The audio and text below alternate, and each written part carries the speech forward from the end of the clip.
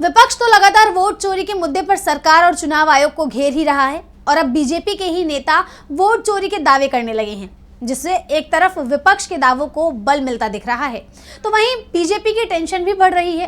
केरल के बीजेपी उपाध्यक्ष ने 2024 के लोकसभा चुनाव में वोटरों से जुड़े हेरफेर का मामला उठाया है, जिससे राज्य की सियासत में उबाल आ गया। क्या है पूरा मामला, जानेंगे इस रिपोर्ट में।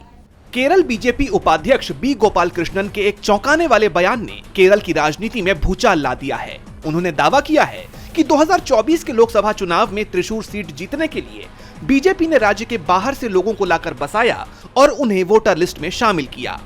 उन्होंने भविष्य में भी इस रणनीति को जारी रखने की बात कही है।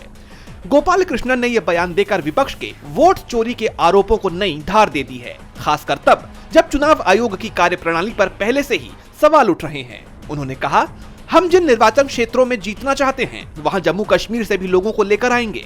हम उन्हें 1 साल के लिए बसाएंगे और ये सुनिश्चित करेंगे कि वो मतदान करें। इस बयान पर मचे बवाल के बाद बीजेपी के राज्य सचिव एमटी रमेश ने सफाई पेश की है। उन्होंने कहा कि कानून के मुताबिक कोई भी भारतीय नागरिक 6 महीने से अधिक समय तक किसी भी स्थान पर रहकर वहां की वोटर लिस्ट में रजिस्ट्रेशन करवा सकता है। उन्होंने कहा कि त्रिशूर में कोई फर्जी मतदान नहीं हुआ है।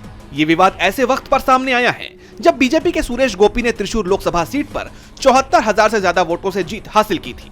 गोपाल कृष्णन ने कांग्रेस पर निशाना साधते हुए कहा है कि उनके वोट 2019 की तुलना में 2024 में कम हो गए, जबकि बीजेपी के वोट बढ़े हैं। इस बयान ने विपक्ष के वोट चोरी के आरोपों को और हवा दे दी है, जिसे लेकर वो चुनाव आयोग और मौजूदा सरकार को लगातार घेरने का काम कर रहा है। यानी अब विपक्ष के साथ साथ खुद बीजेपी के ही नेता अपने इन बयानों से विपक्ष के दावों को और बल देने का काम कर रहे हैं, जिसे लेकर बीजेपी की टेंशन और बढ़ गई है। डीबी लाइव साउथ की रिपोर्ट।